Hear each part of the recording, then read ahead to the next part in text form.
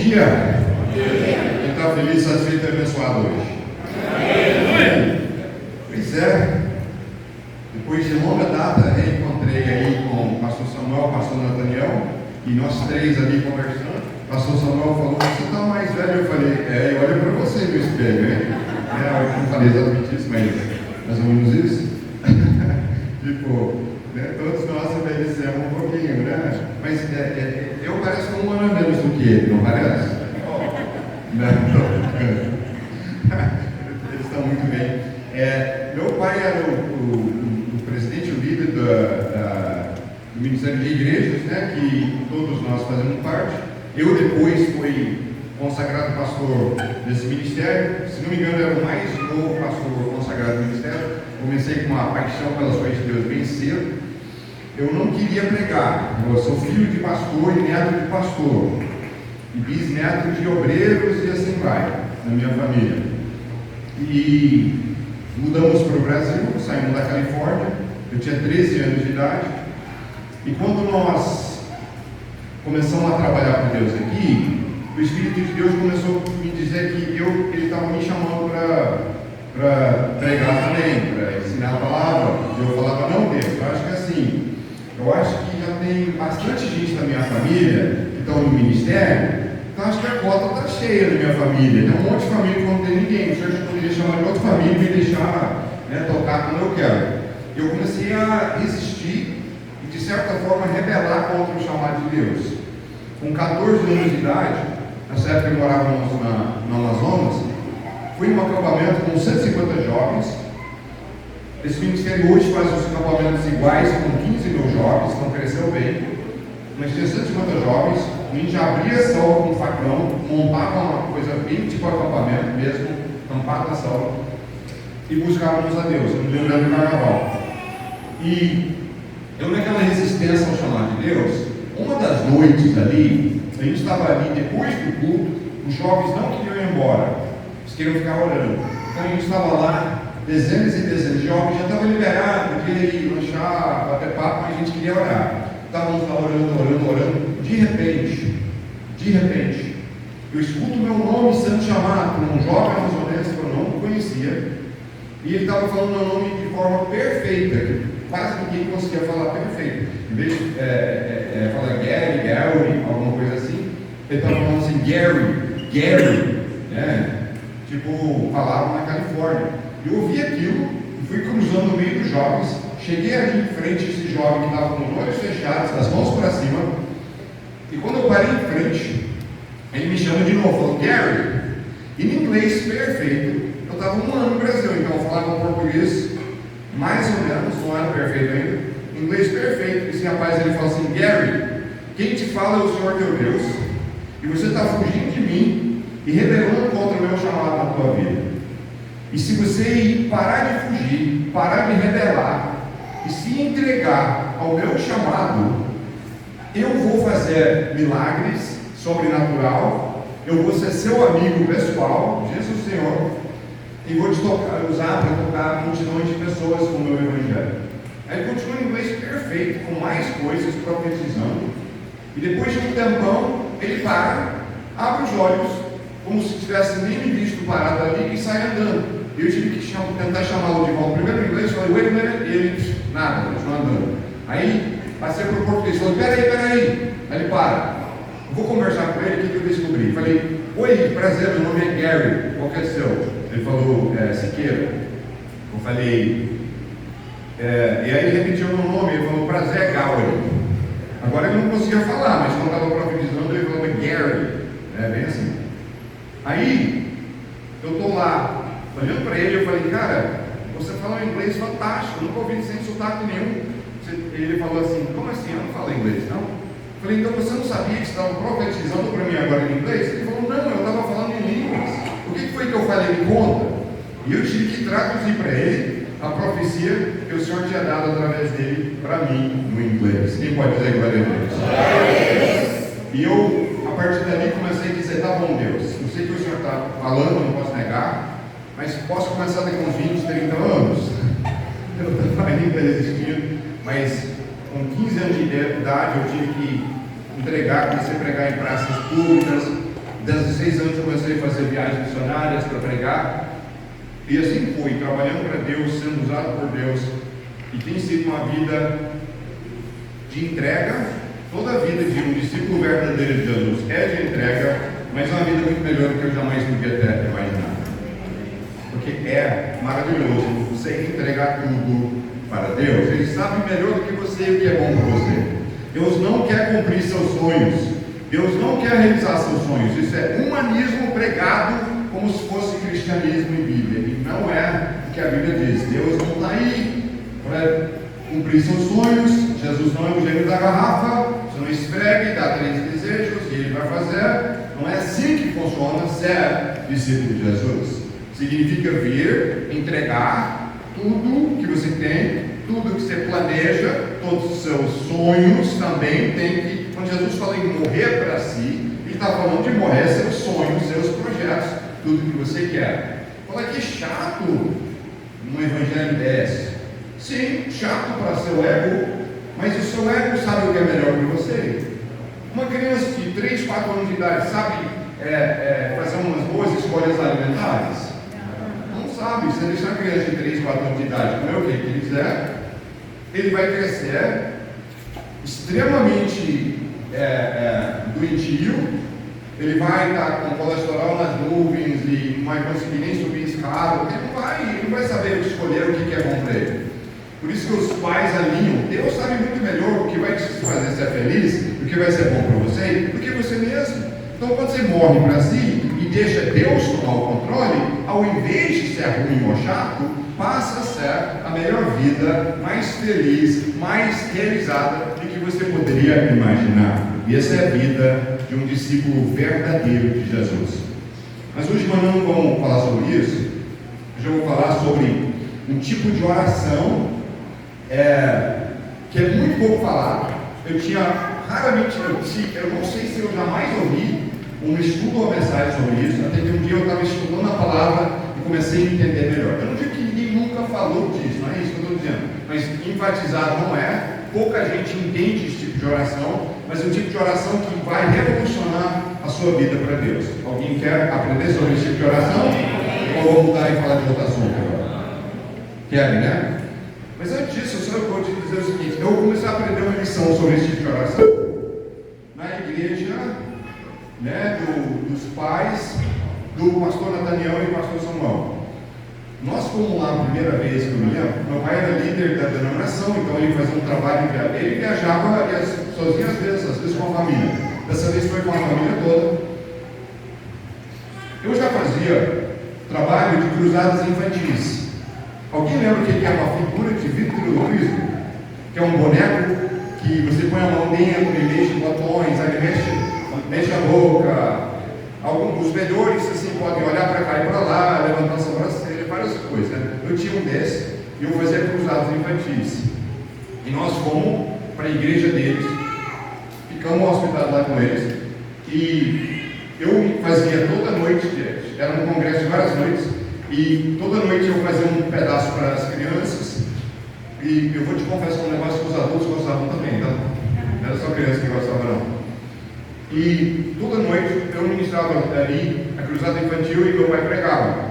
E aí começou o nosso relacionamento e amizade com eles. Então eu tenho lembrança que uma noite ali, meu pai ele tinha adquirido algumas câmeras para poder tirar fotos. Tinha uma filmadora daquela época que usava filme mesmo, né? Hoje tudo digital, mas tinha uma filmadora que usava filme mesmo.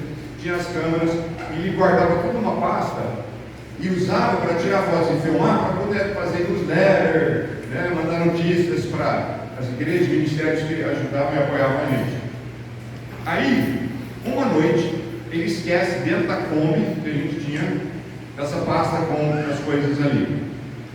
E daqui a pouco eu vou contar essa história, só quero ler uma passagem bíblica primeiro, para a gente começar a ligar aonde que eu estou indo com o que nós vamos ministrar hoje. Nós vamos falar hoje sobre o poder da oração irritante. Fala para o pessoal ao seu lado, o poder da oração irritante. Você acha que está na Bíblia alguma coisa sobre um tipo de oração irritante? Você já leu? Alguém Alguém já leu sobre oração irritante na Bíblia? Vocês acham que eu estou inventando? Eu vou te provar aqui. Quem está com a Bíblia aí? Pega a tua Bíblia, digital ou impresso, abre para o livro de Lucas, capítulo 18, e nós vamos começar a ler no versículo 1. Lucas 18, começando a ler no versículo 1. Prontinhos? Quem está pronto? Balança a cabeça? Beleza. Então Jesus contou aos seus discípulos uma parábola para mostrar-lhes, agora preste atenção, só uma pausa aí. Raramente Jesus contava uma parábola em que ele explicava antes o significado da parábola. Geralmente você vai ver os discípulos dele depois falando: Jesus, o que o Senhor queria dizer com essa parábola? E aí ele explicava. Mas dessa vez já é explicado antes o significado, o moral da história, vamos ver o significado dessa parábola. Agora preste atenção, deixa eu continuar lendo onde eu parei. Jesus contou aos seus discípulos uma parábola para mostrar-lhes. Tudo bem, João? Tudo bom, João? Oi? Eu bem, um sorriso, hein? Mostrar-lhes, uma parábola para mostrar-lhes que eles deviam. Estão lendo aí comigo? Para mostrar-lhes que eles deviam orar de vez em quando e só desanimar quando demorasse muito a resposta. Eu li certo? Não é para orar de vez em quando e só desanimar quando a resposta demorasse muito, não? Não. O que está escrito aqui? É para mostrar-lhes que eles devem orar sempre. Eu quero que vocês repetem comigo só essa frase, a próxima, só para destacar. Importante isso. Então, eles deveriam orar sempre. Todo mundo fala orar sempre? A próxima parte, vocês me permitem que eu dê uma enfatizada maior? Então nós vamos falar, em vez de só nunca desanimar, nós vamos falar 3 vezes o nunca. Nós vamos falar nunca, nunca, nunca desanimar. Tá bom? Bora? Vamos lá. Vamos lá. Peraí, não está bom. Volta a fita. Agora vamos de novo. Nunca desanimar. Bem. Orar sempre e nunca desanimar. Ok, vamos lá. Aí vem a história. Essa é uma história inventada para ensinar um princípio. Ele diz: em certa cidade havia um juiz que não temia a Deus, nem se importava com os homens.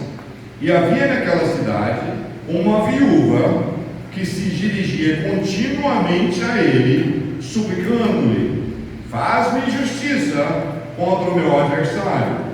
Por algum tempo ele se recusou, mas finalmente disse a si mesmo: embora eu não tema a Deus e nem me importe com os homens, esta viúva está me aborrecendo. Qual é a palavra sinônimo para aborrecer?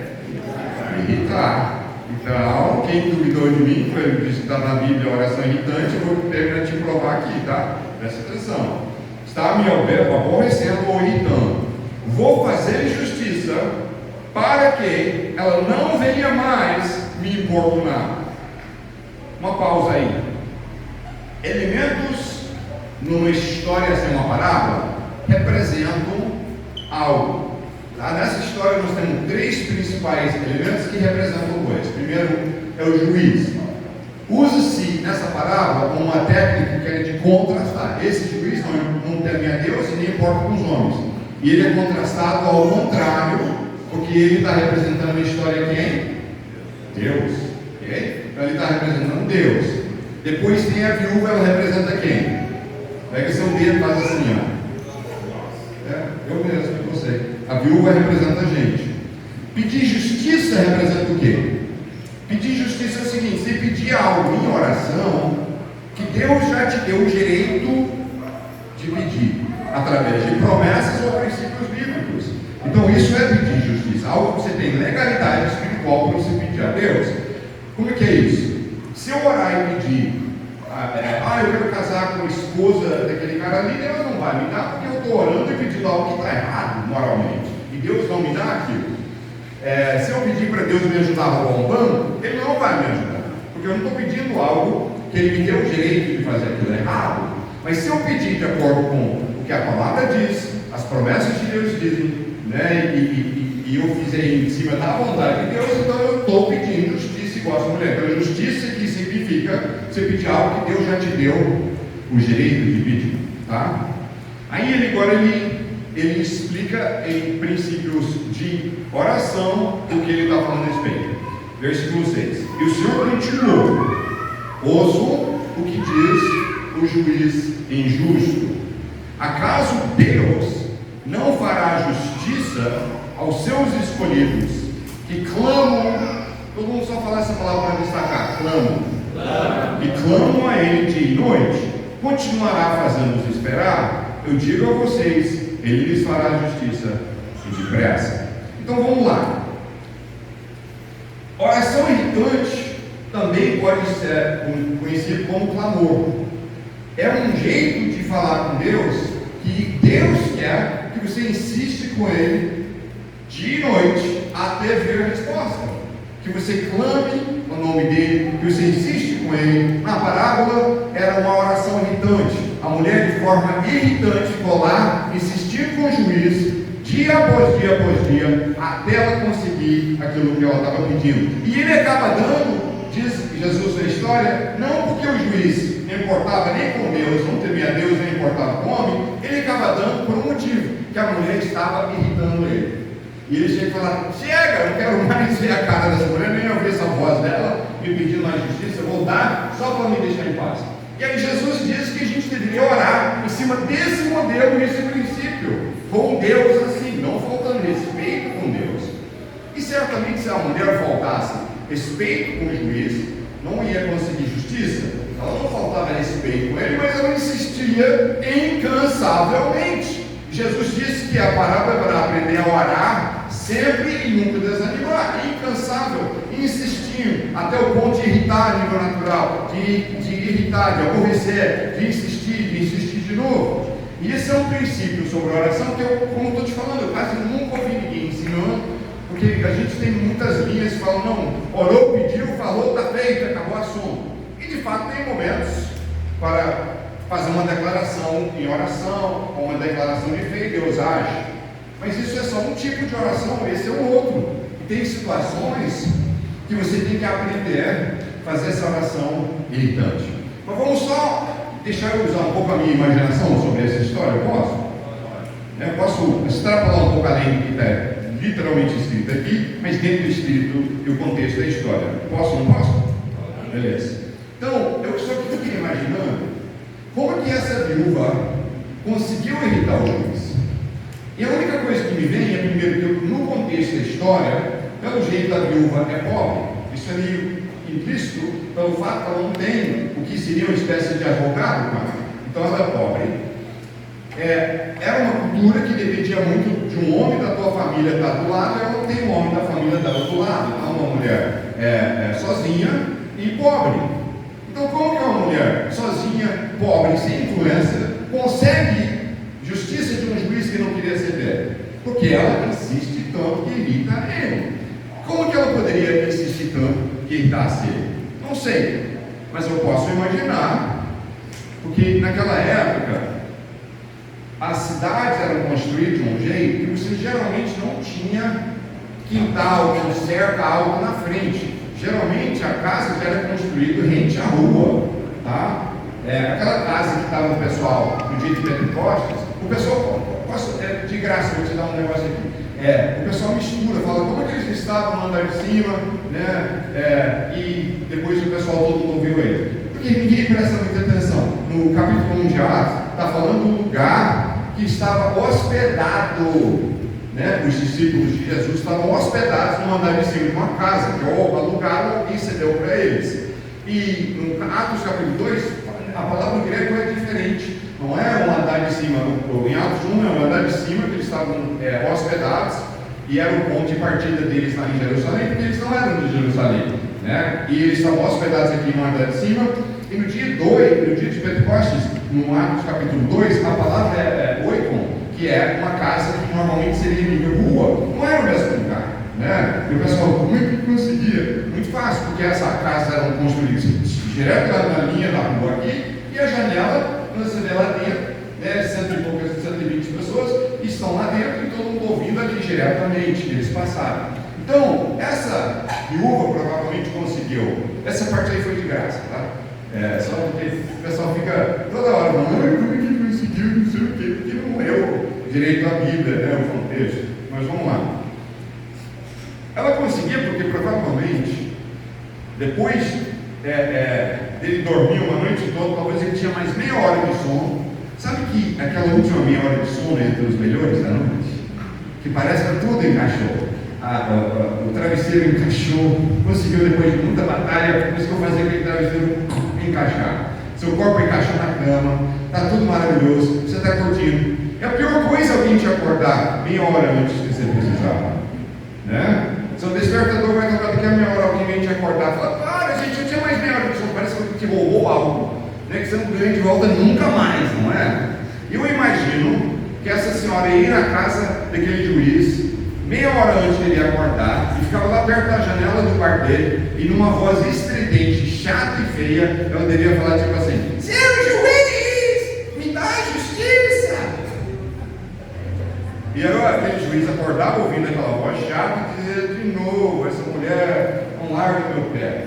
Aí levantava e falava, não vou dar justiça para ela, não vou fazer, não quero. Aí trabalhava a manhã toda lá no tribunal, ia para o gabinete dele, eles deitavam à mesa naquela época, então ele deitava ali, ficava comendo um negócio, para tirar a sonequinha ali, e quem é que vinha perto da janela do gabinete dele? A viúva. E o que ela fazia? Ela falava numa voz chata e estranha, seu juiz, eu quero justiça. E ele lá de novo, essa mulher. De noite, quando ele está começando a dormir, e essa é uma das outras melhores horas do sono da noite, quando você está começando a cair no sono, é tão gostoso.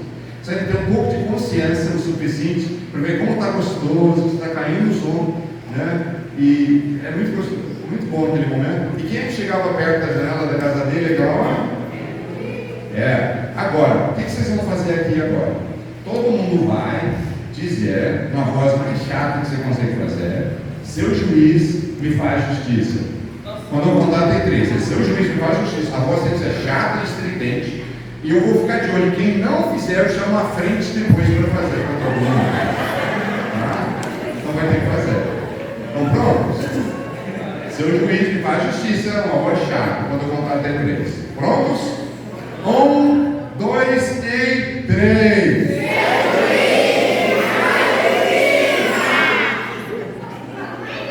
Acho que ficou bom?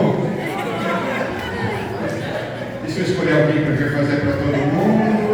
Todo mundo está assim, não, eu não. E isso continuou até o juiz vir e falar, não aguento mais. Essa mulher está me irritando, está me aborrecendo, está me irritando, não aguento, vou dar justiça. Aí dá.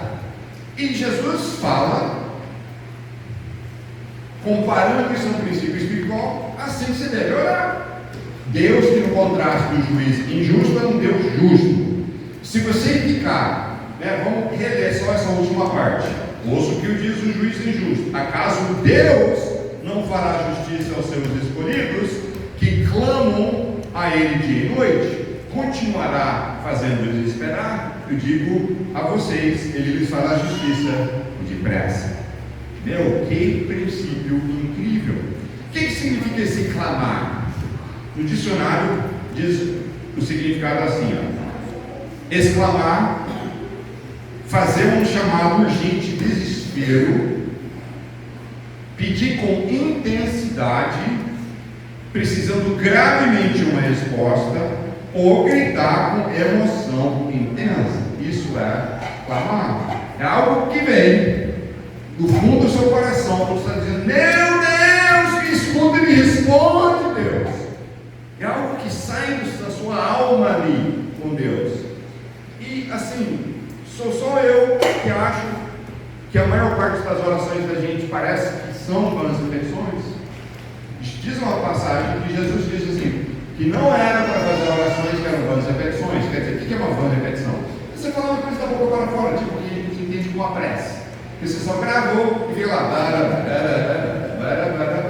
isso é vã repetição. Aí Jesus queria que eles não fizessem vãs repetições na oração, aí pega e ensina a oração do Pai Nosso. que nós fizemos com a oração do Pai Nosso hoje? 99,9% das vezes, uma repetição. Que virou um negócio que a gente só gravou e só falou. Exatamente o que diz. Jesus disse para não fazer, ensina a oração para a gente não fazer isso, e o que a gente faz é exatamente o contrário do que Jesus queria. A oração do Pai Nosso não era para ser só uma repetição que você faz, uma mantra, não era. Era para ensinar princípios de oração. Jesus estava te dando uma oração modelo para você ver e você extrapolar em cima, você em cima disso com outras coisas na linha da oração do Pai Nosso. Esse era o propósito. Mas nós fizemos, a maioria das vezes, a oração uma coisa religiosa, uma coisa chata, repetitiva, e poucos de nós oramos muito tempo seguido, por causa da forma que nós fizemos uma oração séria. É algo difícil de continuar, porque é muito repetitivo, cansativo, sem a alma dentro. E alguma coisa dessa oração de clamor é o contrário, que não está baseado em fórmula de palavras, não está baseado em tom de voz, não está baseado em nada. Isso é adulto. Você talvez chegue a um momento de desespero ou necessidade, onde você grita com Deus, clama com Deus, chora com Deus, fala: meu Deus, me escuta e me responde. E aí diz Jesus que o Senhor nosso Deus responde e depressa com o seu milagre. Quem pode ler glória a Deus? Lembra que eu prometi a história que aconteceu na igreja, os pais aí do pastor Nathaniel e pastor Samuel, que estão aqui? A gente deixou a mala, a pasta com as câmeras. Meu pai ou alguém esqueceu no carro. Fomos dormir. Alguém roubou o carro, entrou lá e roubou aquela mala de câmeras. A gente não tinha condições de repor aquelas câmeras, não tinha seguro, e eram muito necessárias para o nosso trabalho, para tirar fotos, filmar e poder relatar o que Deus estava fazendo e tudo mais. E eu fiquei invocado. Eu tinha na época, se não me engano, 15 anos de idade. O pastor Nathaniel estava errado na matemática, ele tinha 27, não é assim. Estou brincando. Não. Eu acho que você teria talvez 6, eu tinha 15, vamos dizer. É isso? Mais ou menos isso. E eu fiquei invocado. Eu era um rapaz que estava estudando muita palavra, lendo o livro evangélico. Aí eu decidi, falei: não vai ficar assim. Eu vou entrar em jejum e oração até devolverem essas câmeras. Aí, hora do café da manhã, porque a gente descobriu, a primeira hora de manhã, eu falei: não vou tomar café, e fiquei lá orando. Hora do almoço, um menino de 15 anos de idade que estava crescendo, magrinho, era difícil de jejuar. Chegou a hora do almoço, vamos almoçar, vou ficar em oração. E eu ficava ali, quando a fome ia crescendo em mim, eu ficava pensando: esses ladrões podiam. Eu já imaginava eles chegando ali, batendo na porta, todos contritos, dizendo que nos perdoa, porque nós roubamos as câmeras e estão devolvendo aqui e tal. E eu fiquei imaginando aquilo. Aí passou a tarde, veio a hora de um café de tarde, me chamaram, falei: não, vou ficar em oração.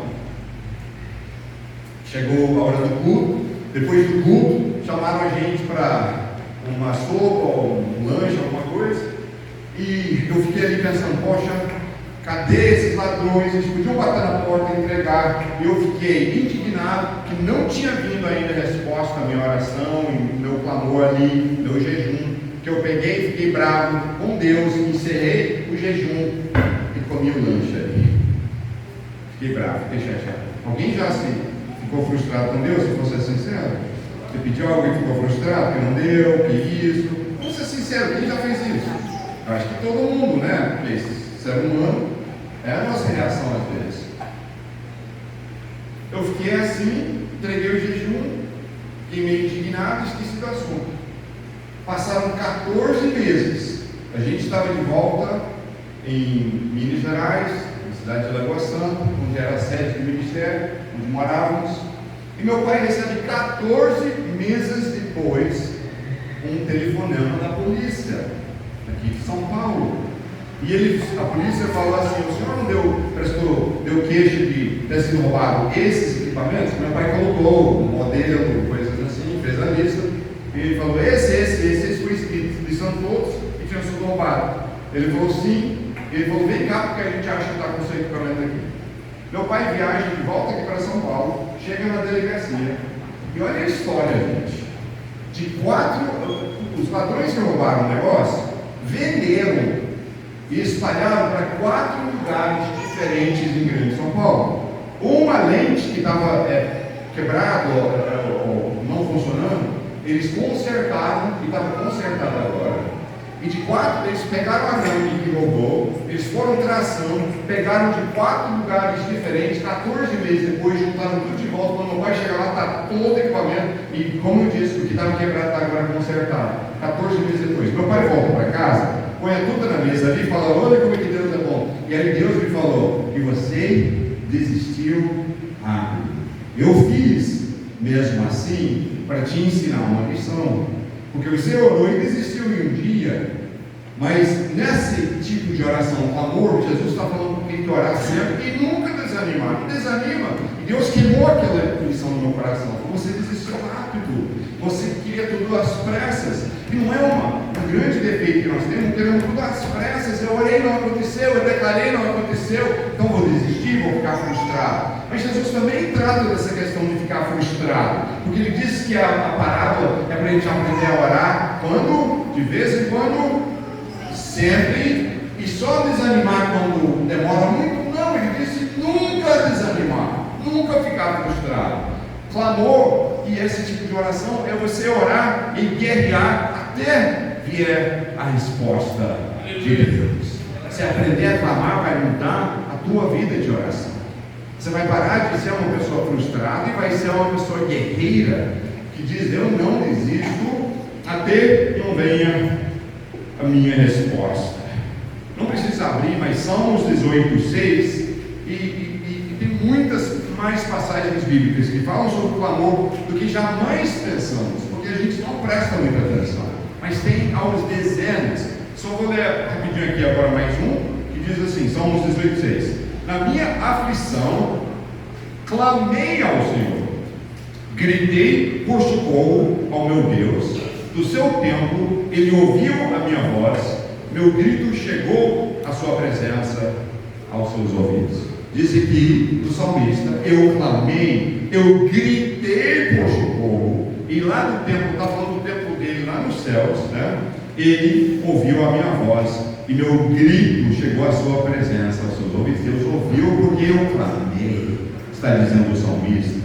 Eu gritei, eu clamei, eu chorei, eu botei meu coração para fora com Deus e Ele me ouviu.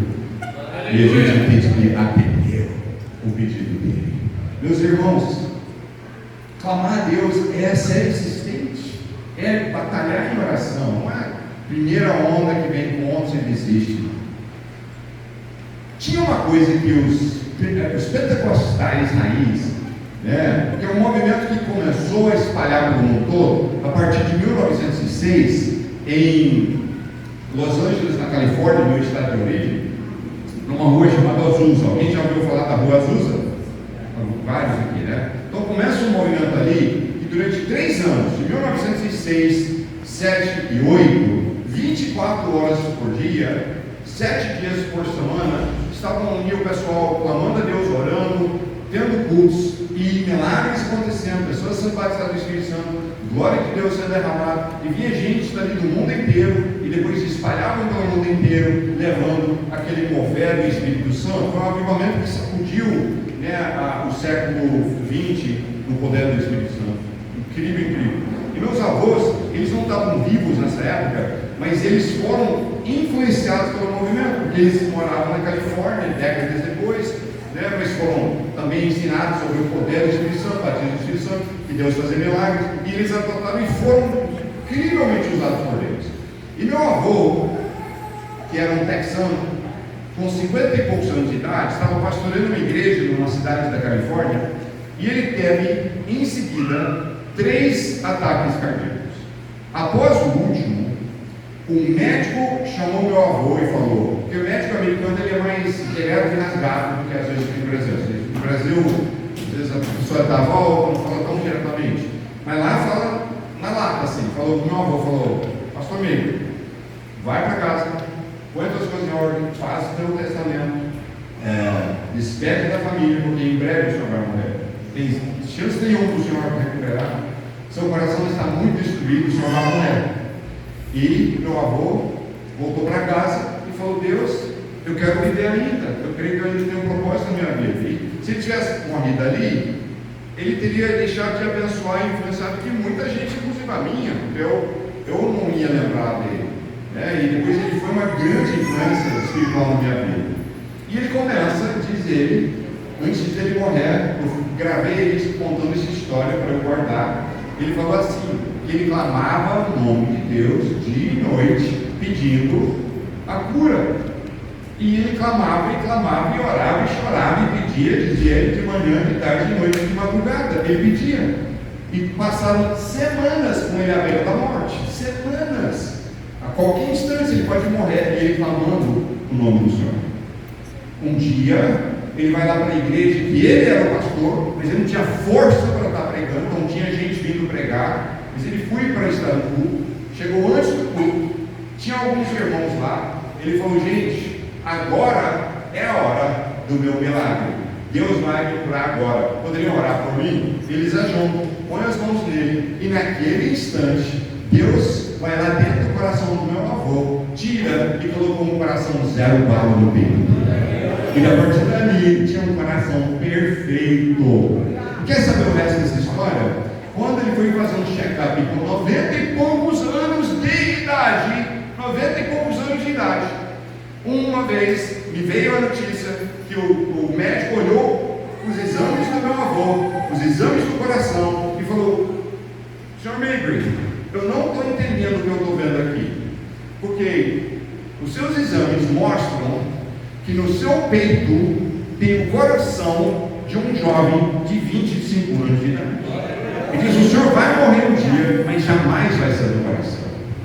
E quando ele morreu dormindo, com quase 100 anos de idade, com um coração perfeito, não morreu do coração. E Deus, quando trocou o coração, botou um coração novo, e 40 anos depois o coração não envelheceu, estava perfeito ainda, para você ver como é que Deus é incrível quando Ele responde. Alguém pode dizer glória a Deus? Glória a Deus! Mas por que isso aconteceu, em vez de ele morrer naquela época e deixar de cumprir coisas que Deus queria fazer com a vida dele? Porque ele clamou a Deus. E ele clamou, ele não desistiu, ele não desanimou, ele orou sempre, de noite, de dia. Parecia que a resposta não ia vir, e ele continuou orando, continuou clamando, continuou chorando, continuou pedindo, e no final Deus fez e agiu a favor dele. Agora olha mais uma história de um profeta chamado Elias. Elias faz algo que eu não estou te recomendando a fazer de qualquer jeito. Elias faz algo porque ele tinha intimidade com Deus, e aí ele conseguia falar com Deus do jeito que ele falou. Mas cuidado com isso aqui, não faz de qualquer jeito não. Então, se fizer de qualquer jeito, né, o tiro pode sair para o outro lado, como disse. Não precisa abrir, mas 1 Reis 17, 20 a 24. Pode abrir se quiser, mas se não, eu vou ler aqui. 1 Reis 17, versículos 20 a 24. Diz o seguinte: então clamou ao Senhor. Viu essa palavra-chave aqui, clamar? Elias clamou ao Senhor: ó Senhor meu Deus, trouxeste também desgraça sobre esta viúva, com quem estou hospedado, fazendo morrer o seu filho. Pausa. Lembram da história? Tem uma fome na terra, ninguém tem comida. Elias chega na casa de uma viúva e pede ela para fazer comida para ele. E ela basicamente diz: bem, eu tinha o suficiente, raspar o fundo do barril ali, das coisas, para fazer uma última refeição, e eu e meu filho, depois a gente vai morrer de fome. Ela é tão generosa e tão crente em Deus, e quando ele pede, ela sabe que vai ficar menos para ela e o filho, ela fala: tá bom, a gente vai fazer para você também, eu faço para você também, você come conosco. Que ato lindo, né? Uma mulher de Deus, essa mulher. Não se faz um ato desse. Um desespero, à beira de morrer de fome, e você pega um estranho e divide a sua última refeição com ele. É qualquer pessoa que faz isso? Uma mulher de Deus, uma mulher de fé, uma mulher de caráter, de fibra. E ela faz. Aí passa tempo depois, e o filho dela morre. Aí Elias fica injuriado. Ele fica bravo, injuriado, que aconteceu isso? Aí, vou ler de novo, a partir do versículo 20, só agora que estamos no contexto. Então clamou o Senhor: ó Senhor meu Deus, trouxeste também desgraça sobre esta viúva, com quem estou hospedado, fazendo morrer o seu filho. Então ele se deitou sobre o menino 3 vezes, e aí a palavra-chave de novo, e clamou ao Senhor: ó Senhor meu Deus, faz voltar a vida a este menino. Ele não pediu, ele mandou. Ele diz: ó Senhor, faz voltar a vida a este menino. Por isso que eu estou falando, não faz isso sem muita intimidade com Deus. Mas ele fez, ele tinha essa intimidade. Ele falou: Senhor, que isso? Você não vai deixar, não vai ficar assim, não vai ficar morto esse menino, não vai ficar essa desgraça sobre a casa da mulher que me acolheu, dando tudo que tinha para mim, e agora vai morrer o filho dela? Não fica assim, não. Não, Senhor, não vai ficar assim. E ele clama a Deus, e ele fala assim: faz voltar a vida desse menino. E o que diz? O Senhor ficou bravo com Elias e virou a face para ele? Não, diz: o Senhor ouviu o que de Elias? O clamor de Elias. Ele ouviu o que? O clamor. Essa arma secreta que quase ninguém entende e ninguém pratica. Elias sabia e praticava, e Deus ouviu o clamor de Elias, e a vida voltou ao menino, e ele viveu. Então Elias levou o menino para baixo, entregou a mãe e disse: veja, seu filho está vivo. Então a mulher diz a Elias: agora sei que tu és um homem de Deus, e que a palavra do Senhor vinda da tua boca é a verdade. Agora eu sei que você é um homem de Deus, porque olha só, meu filho morreu e você decretou e clamou a Deus e ele volta à vida. Que incrível! Isso é clamar, gente. Isso é o poder de clamar a Deus. Mas ele vira e fala: o Senhor vai fazer. O Senhor vai fazer isso. Não vai ficar assim. E Deus ouviu o clamor, porque não veio de um coração faltando respeito e acusando a Deus. É um coração de alguém que está tomando ousadia, porque ele é amigo de Deus, ele tem relacionamento com Deus. Então, ele está falando com o amigo dele com respeito. Mas, ó Senhor Deus, o Senhor vai fazer isso aqui, hein? Não vai ficar assim, o Senhor faz. E Deus ouviu ele e fez na hora. Meus irmãos, eu estou recuperando e agora voltando à saúde do Leno, voltando à vida de novo, depois de um período de alguns anos, de consequências, de anos atrás, eu ter quebrado meu pescoço numa viagem missionária. Eu já rodei esse mundo pregando, eu já dormi fora de qualquer lugar, coberto, ao ar livre, ou no chão, ou numa tenda, ou coisa assim, barraca, tenda, coisa assim, talvez uns 2 anos da minha vida. Já estive em guerras, tribos selvagens de índios que não tem contato com o mundo de fora, vivi, um tanto de coisa. E essa vez eu estava voltando de uma tribo, pegando a carona com um caminhão do exército, e o caminhão caiu, quebrou uma barra de direção e caiu de um barranco, e eu estava dormindo atrás, e foi lançado, e eu acordei. Normalmente, se eu tivesse acordado, eu sei enrolar, virar, me proteger, já caí de mil coisas, mil situações, sempre consegui enrolar, já caí, coisa que você lembra de cavalo cair, montanha abaixo, eu ser jogado e segurar em plantas, lá da montanha, porque estando acordado, sempre consegui dar um jeito, virar, proteger, segurar aqui, segurar ali, mas eu estava dormindo. Então eu acordei, sendo lançado e minha cabeça batendo e fazendo assim,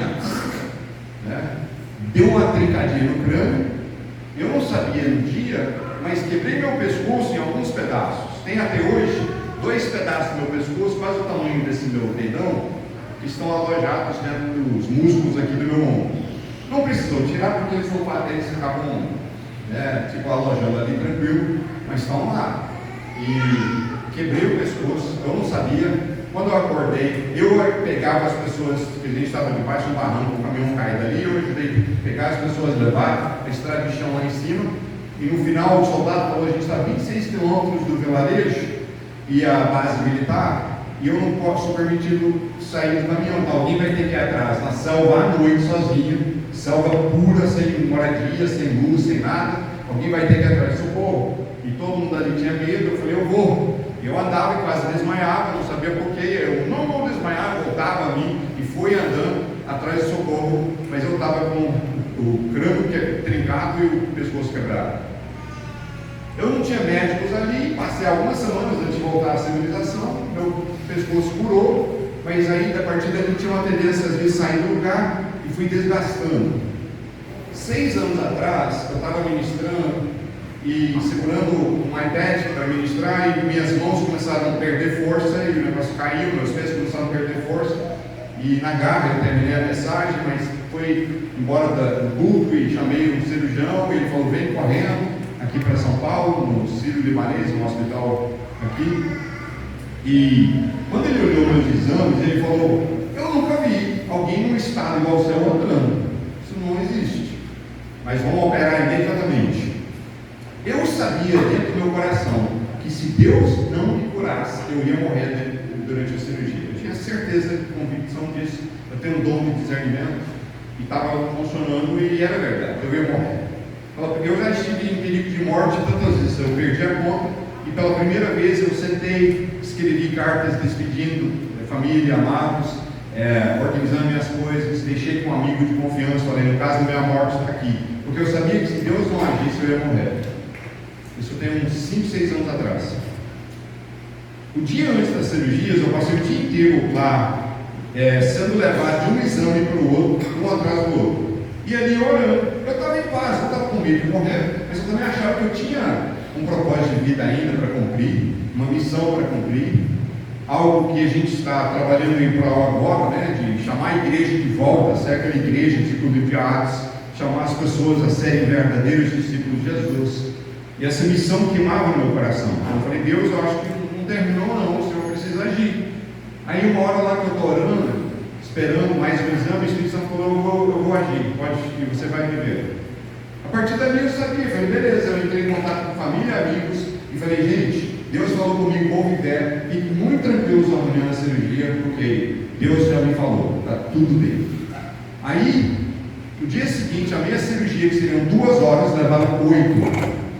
2 dias depois daquela cirurgia longa, o cirurgião veio no meu quarto. Eu estava com o meu pescoço cortado, daqui até aqui. Eles levantam assim, né, e fazem um buracão ali para entrar.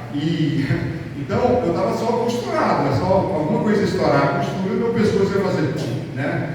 Era assim. Mesmo assim, quando o cirurgião veio no meu quarto, eu fiquei deitado. Eu fiquei em pé e fiquei ali para conversar com ele em pé. E ele veio. E eu falei, doutor, o senhor sabia que milhares de pessoas estavam orando para Deus guiar minhas mãos? Ele falou, Deus não somente guiou minhas mãos, Deus colocou a mão dele na sua cirurgia. Eu falei, como assim, doutor? Ele falou, vou te ser bem sincero, eu consegui, durante algumas horas, reconstruir seu pescoço todo, mas tinha 2 vértebras que já não tinha mais disco, já tinha comido disco, as vértebras já tinham moído tanto uma a outra, que eles estavam fundindo no ângulo esquisito. Eu não conseguia soltá-los. E disse, se eu não conseguir soltá-los, você ia morrer. E ele disse, chegou ao ponto que eu fiz tudo o que eu sabia fazer e não consegui. Parei a cirurgia, recuei da maca, chamei a equipe e ele disse, nós oramos a oração do Pai Nosso. E eu clamei a Deus para ele intervir na sua cirurgia. Jesus, para mim. Nem sabia que ele era um homem de fé em Deus, antes da cirurgia. Ele falou, antes de eu tocar em mais nada de novo, porque tudo, acho que chama laparoscópio, né? Por vídeos e eles vão pegando o instrumento aqui assim, né? Eles estão colocando a mão lá dentro da minha coluna, assim. E ele disse, quando eu olhei as imagens, antes de eu tocar, as 2 vértebras que eu não conseguia soltar, na minha frente, sem ninguém me tocar, soltaram, levantaram e alinharam na posição que eu precisava. Ele diz, Deus colocou a mão e operou sobre as coisas. Ele disse, eu só entrei para finalizar e por isso que você está aqui vivo. Deus, eu falei, glória ao nome do Senhor. Passou 1 ano e pouco, eu sentindo agora minha saúde está de volta, nós vamos avançar. Nós vamos avançar com essa visão de chamar a igreja de volta à palavra, a visão de fazer verdadeiros discípulos de Jesus, vamos fazer as coisas acontecer, bora, estou animado. Isso mais ou menos março de 2020. Alguém lembra o que aconteceu? Pandemia. Então aqui, ó, eu agora já depois de uns anos parado, depois de tudo isso, demora bastante se recuperar. Eu fiz fisioterapia, eu estou com minha saúde de volta, estava forte de novo, bora avançar. E tudo trava com a pandemia. Foi chato para todo mundo, mas para mim que já estava 5, 6 anos parado, e pronto, agora para voltar, aí para tudo, foi profundamente desanimador do nível natural. Mas comecei a buscar Deus, passou uns 2 anos, agora as coisas estão começando a avançar, falei, deixa eu agora fazer fisioterapia, malhar, voltar à forma para avançar. Comecei a pegar peso, eu estou lá, e de repente eu escuto uns ferros parafusos soltando, quebrando no meu pescoço. Eu senti, de fato, o osso não tinha fundido entre 2 vértebras e o metal estourou e quebrou, os parafusos quebraram e meu pescoço voltou a ficar solto. Eu, para ir no exame, se um carro bater na gente, nem um acidente sério, eu já ia morrer, porque meu pescoço não tinha sustentação, estava solto aqui. E eu ali, sentado numa poltrona em casa, escutei a notícia que o homem que igual um tio para mim, chamado Ken, ele e a esposa dele são igual a tios, moram na Califórnia. Veio a notícia que ele tinha pegado Covid destruiu os pulmões dele, ele estava vivo por aparelhos, e que na hora que eu estou sentado ali na minha poltrona, ponderando as coisas, que em menos de 1 hora eles iam desligar os aparelhos e deixar morrer, porque os médicos falaram, ele não tem chance de viver com os pulmões do jeito que estão, está morto, ele está vivo por aparelhos, o corpo dele está cansado, convenceu a família a permitir que desligasse e deixasse ele partir. Isso ia acontecer em 1 hora. Tem uma irmã que ajuda o nosso ministério, ela é da direção do 4º maior grupo de universidade do Brasil, ajuda muita gente, e ela pegou uma bactéria que come carne humana e estava vazando os intestinos dela, furando as coisas, e ela estava em estado de coma, nenhum antibiótico estava funcionando, nem os mais fortes, nem lá no hospital, e os médicos, ela entrou em estado de coma e os médicos falaram que ela morre em algumas horas. Me veio a notícia das 2 coisas, eu sentado ali à beira da morte de novo. E eu virei para Deus e falei um pouco igual Elias faz. Fiquei indignado. Falei, Deus, tenho investido a minha vida servindo o Senhor. Não sou perfeito, mas tenho te honrado com a minha vida. Sacrificado muita coisa para te honrar e te servir. Então eu falei, se o Senhor me considera seu e gosta de mim de verdade, me ama de verdade, o Senhor vai provar para mim agora, fazendo 3 coisas. O Senhor vai me dar minha saúde de volta, o Senhor vai dar a vida de volta a quem está morrendo e daqui a 1 hora vai estar morto, e o Senhor vai dar a vida de volta a Adriana. E se o Senhor fizer essas 3 coisas, o Senhor vai provar para mim que o Senhor realmente se importa comigo. Sabe o que Deus fala comigo naquela hora? O Espírito Santo falou assim, farei os 3, espera para ver. Farei os 3, então tá bom.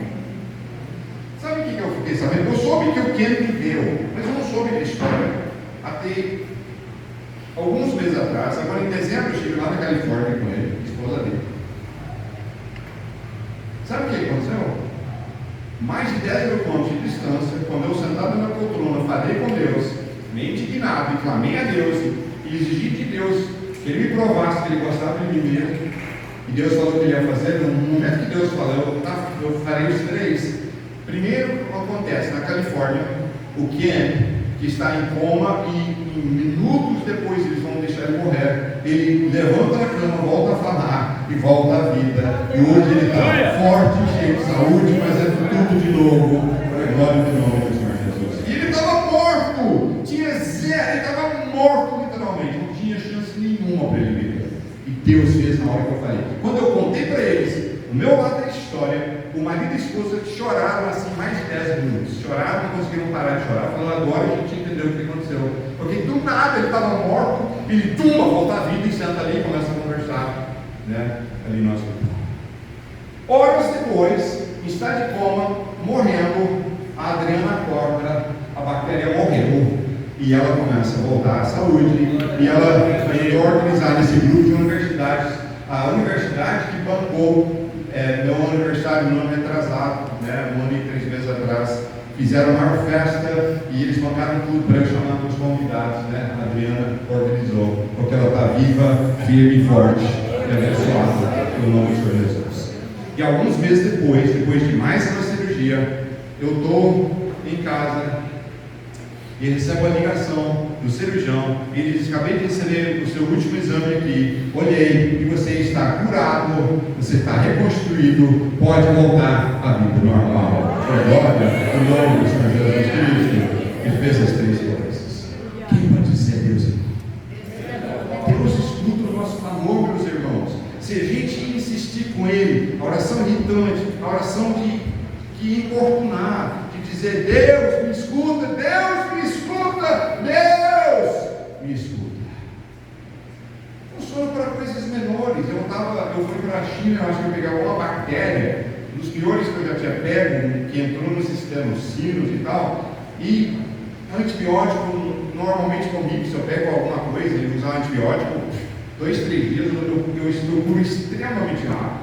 E dessa vez não estava curando, continuava assim, infeccionado, alguma coisa que eu acho que eu peguei na Ásia, quando eu estive lá agora em dezembro, e agora em janeiro, estava mal, mas teve um dia, 2 semanas acamado, eu não fico nunca assim, perdendo peso, eu não conseguia comer nem nada, e se bem que isso é até bom, né? O regime funciona também, né? Mas eu ali mal, aí um dia eu virei e falei: Deus, chega! Cansei disso, quero voltar, estar bem, quero trabalhar. No dia seguinte eu estava normal, porque eu clamei o nome do Senhor. E é assim, meus irmãos, Deus escuta o nosso clamor. Então essa palavra que eu quero deixar com vocês hoje: não desanima. Se uma coisa a pandemia fez com muita gente foi desanimar no fundo da alma, provavelmente. Deixou pessoas desanimadas, pessoas entristecidas, que não têm tido aquela garra para guerrear. E, gente, o reino de Deus avança por força. Precisa guerrear, precisa orar, clamar, insistir, chorar, clamar, orar de novo, e de novo, e batalhar para você ver Deus agir e fazer o que Ele quer fazer na sua vida. Nem sempre Deus vai fazer o que você acha. Às vezes a gente acha que esse é o caminho, e depois Deus mostra que não é o caminho. Às vezes acontece conosco.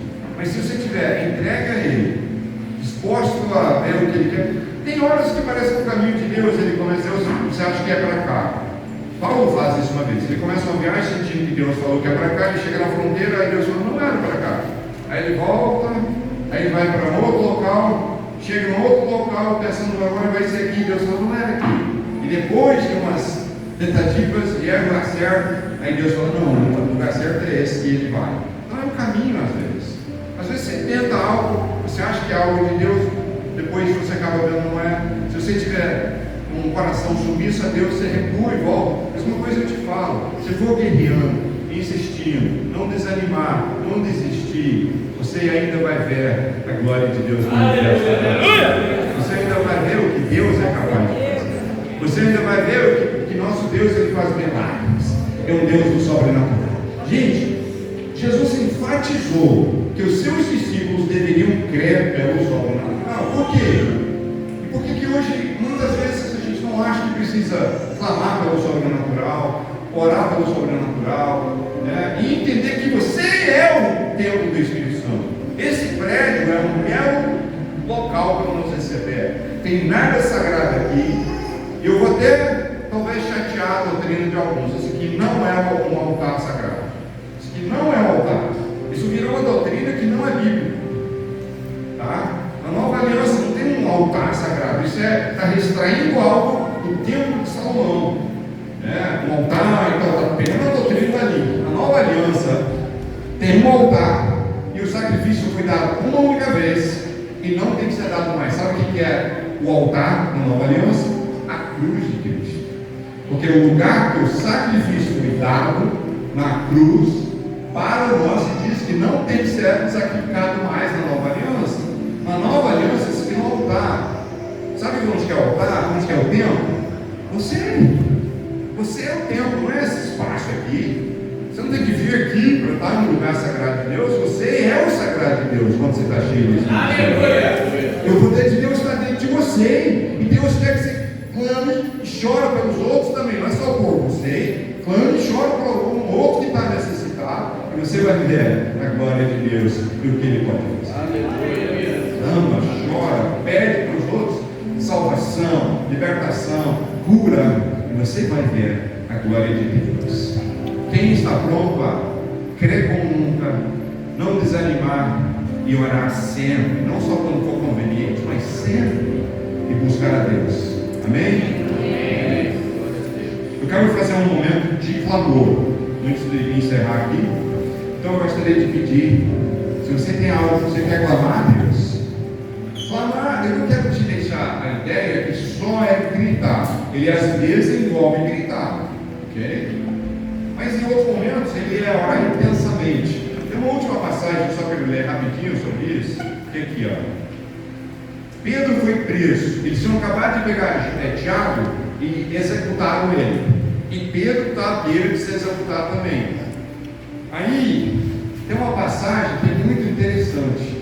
Em Atos 12, 5, ele fala assim: Pedro então ficou detido na prisão, mas a igreja orava intensamente a Deus por ele. Intensamente a Deus. Depois a história é que Pedro é liberto de forma sobrenatural com anjos que tiram ele do meio de um monte de cadeias e portas e grades e soldados e tudo, e levam ele, solta ele, e ele vai numa casa e a menina lá que vai atender a porta acha que é o fantasma dele. Não pode ser, ele só está morto, né? Mas estão lá dentro fazendo o quê? Orando intensamente. Clamar é isso, é orar intensamente, para de religiosidade.